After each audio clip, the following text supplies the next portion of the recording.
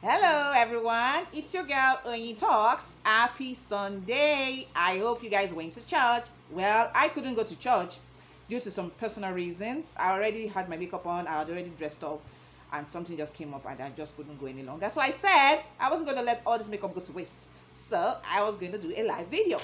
Thank you for joining. If you're watching for the very first time, don't forget to like, don't forget to share, and leave a comment. Most especially share this video, please, so that people who have not or who are not following me can see, and if they find my content worthy, they would follow back.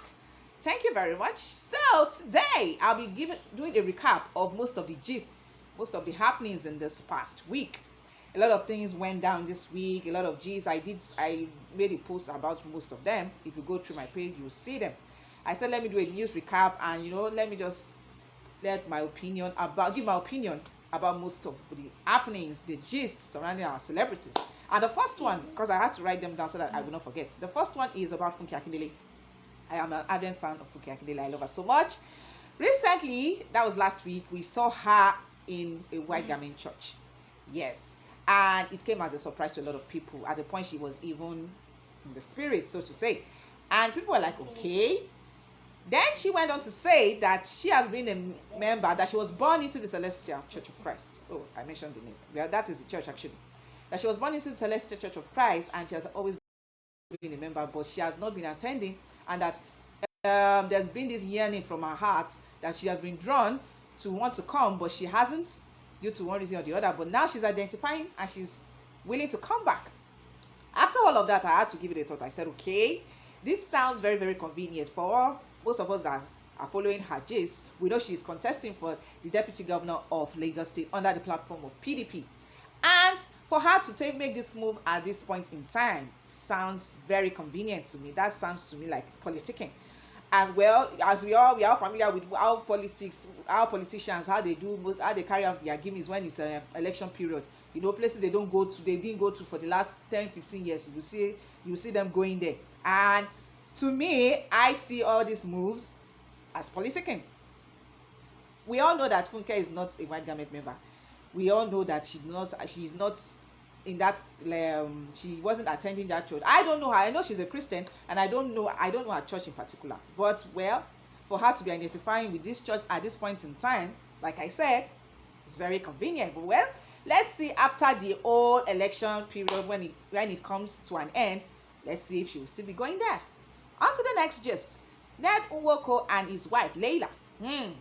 Last year, Leila Nwoko, that is the Moroccan wife of Ned Nwoko, Regina Daniels' husband, divorced her husband and said she's no longer interested due to irreconcilable differences and all of that, only for her to now leave a post on her Instagram page asking for apologizing and asking for forgiveness, that she didn't know what she was doing and all of that. A lot of people were like, okay. Even on her Instagram page, she has deleted most of her pictures. There is no post on her Instagram page, and a lot of people were like, okay, what could be the reason? Why did she suddenly change her mind? Ned Nwoko has, from what we know, they said Ned Nwoko has 6 wives, and I think Regina is the 6th one, while Leila is the 5th, I guess. I'm not so sure. Well, if you know, kindly put it in the comments. I don't know, but as at last year, she divorced her husband, and there were a lot of issues surrounding it. They got to a point that Ned Nwoko even threatened her and all of that, that she had to go to her country, that is Morocco. But now she's apologizing. I don't know what to say. I don't know what to feel about that. It sounds maybe, I don't think it's actually her. Maybe she's going through some things. Some people were saying maybe she's broke. Maybe Sapa don't hold her. Well, I wouldn't know. But then, well, I hope she's making the right choice, the right decision. But well, she's an adult, so she knows what is good for her. Now on to the next gist. Kate Henshaw and one certain Dr. Femi Olale of Optimum Cancer Foundation. I think 2 days ago, she came online, and in the lengthy post, she said that there's this particular doctor she has known for a very long time. She has been the patron of this doctor's hospital. She has been an advocate for women and children and all of that. And that there's this, I think the thing was trending on Twitter about this doctor that had sexual relations with his wife's niece. And so on hearing, when Kate Henshaw heard of this story, she had to come out to, you know, defend her, to say her own part of the story, because we all know that once it comes to issues like this, if care is not taken, they might tend to rope you into something you don't know. So I guess what she was trying to do was to clear the air about what really happened or what really went down. If you watch the IG video, she said a whole lot. And let me not bore you with so much details, but all at the end of the day, she was just trying to distance herself from whatever controversy that is surrounding the doctor's randiness now, because according to the gist, the doctor's wife's niece, the doctor was molesting the wife's niece.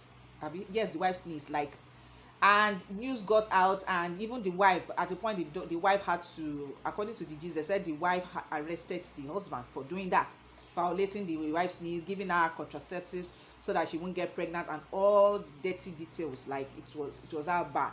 And so Ketenshio came out to clear the air and to detach herself from whatever controversy that might be surrounding it. And she said she's not going to support, or she's not going to cover up. And she came out and she said the truth about the whole situation, which I applaud her for, because if it were to be some other person, they will not even say anything. They will try to cover the whole thing, but because she said she's very particular about her reputation, so she said she wasn't going to cover anything up, and she was going to come out and call the doctor, and she did exactly that, which I commend her for. This goes on to say that, like I said, if you've been following me for quite some time, I've been very vocal about child molestation and all of that. I don't know, we still have a long way to go in that area. Countries outside Nigeria, they don't take those things lightly. By now, that doctor should be in the police station or should be convicted of something. If not for the fact that when Princess and Baba Ijesha's case, when it came up, if not for the media coverage, I'm sure if it were to be some normal or commoner, they would have just swept it under the carpet. But because of the people involved, that is why it went viral and it got a lot of hits. So I'm hoping that our government would begin to take laws, they begin to enact stringent laws for child molesters, so that a lot of people would be saved, and this menace would be reduced, because I know it cannot be completely eradicated. It's been happening for a very, very long time, since time immemorial, and you know, it's been normalized. People don't see anything wrong in it, but it is very, very serious matter. It is very serious. To make matters worse, in that doctor's case now, the girl is an underage child. She's 15 years and she was molested by this doctor. Well, I hope the law takes its course in this particular matter. Now, the next gist is about Precious Chikwendu. Precious Chikwendu is the ex-wife rather of former aviation minister Femi Fani-Kayode, sorry. And she trended for quite some time. There's a particular Facebook, I don't want to call her influencer now, she's popular. She has she wrote a post about her, saying that because we all know that she's back with her children, and there was a time she couldn't. She was barred from seeing her children, and there was this war, and she went on this how will I put it now? She went on this self-war, lone war, fighting and at all costs to be able to have access to her children.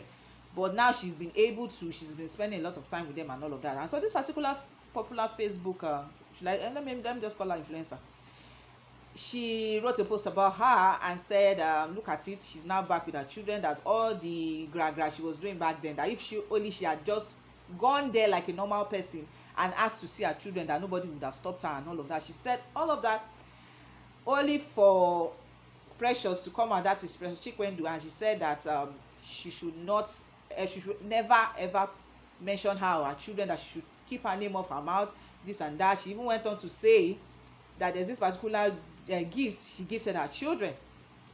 That particular gift is quite funny, if I have to put it. It is a Buddha looking statue, and she posted it, I think she posted it on Facebook, and a lot of people took it up and were like, wow, why would you be gifting a child a thing like that? We all know that these are Christians, and that particular statue looked like all these Asian statues like rather. And for you to be gifting a child like that, there are a lot of things, millions of things you could gift a child except that. And so there's been this meme all over social, especially on Facebook, about that. And you know, a lot of people were like condemning this particular lady, and were like telling her that why would she even think to gift a child a thing like that. Well, that is about that. That has been sorted. That was another gist that trended this week. The next one is about Nengi, a former Big Brother contestants.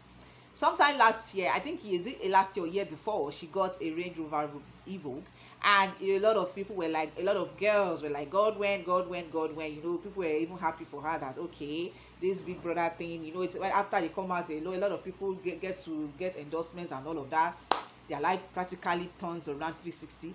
And so people were like happy for her, only for us to hear later, at this past week, that the car has been withheld or has been seized by the Economic Financial Crimes Commission, EFCC, because that particular vehicle was bought by a man. I'm not sure about the name because I don't want to mention anybody now, but a particular man who is believed to have defrauded a lot of people, and that they've seized the car.